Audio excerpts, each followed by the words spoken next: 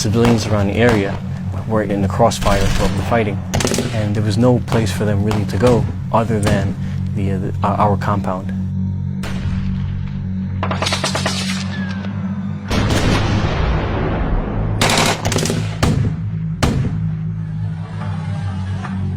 People just streaming in. We couldn't control the amount, and of course you couldn't say no to people seeking shelter and help and protection from us. We didn't ask anybody, are you pro-government or anti-government, so it didn't matter, and we didn't know. We were just there to protect whoever showed up in our gate.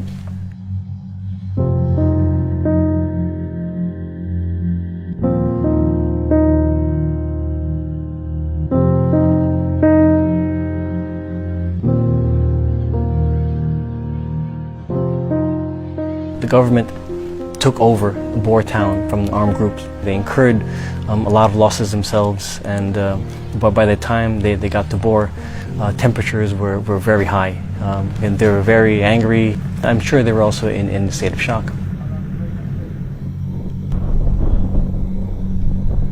A senior government official had landed in the airfield. I greeted the senior government official, and he asked me point blank, are those people in your compound pro or anti-government?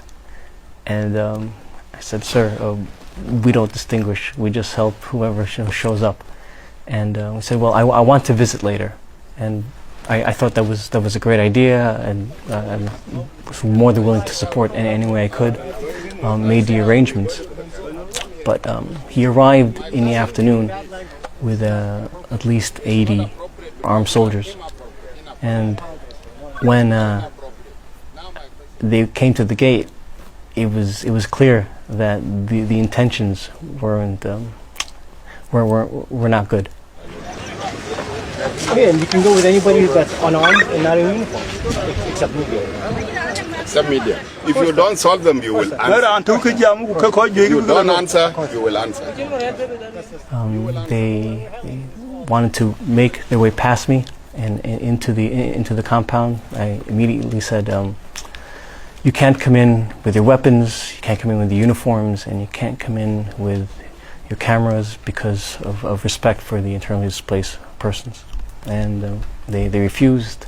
Said, no, this is our country, our government. You don't tell us where to go.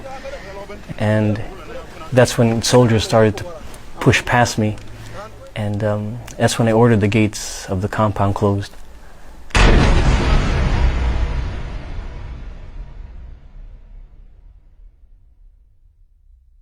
It was difficult. Hearing the gates closed was probably the loudest sound I've ever heard, because I found myself on the other side with a military liaison officer and another civilian staff, and that was it. That's when the soldiers had to cock their rifles at me and still insisted to come in. And that's when I really just kept saying no. I mean, we had all these people depending on us, depending on the UN inside that compound. Thousands. This was their last refuge. There was nowhere else. I mean, this point was not negotiable.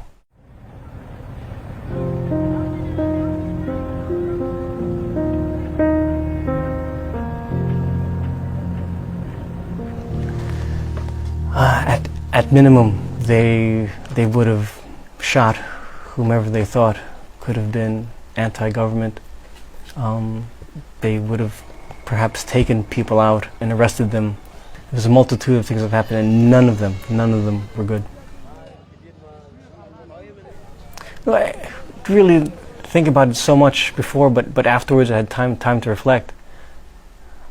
I pretty much said goodbye to everything. I didn't know what was going to happen, and just had to make an internal decision what was important, and right then and there, and the thousands of people that we were protecting was the most important thing.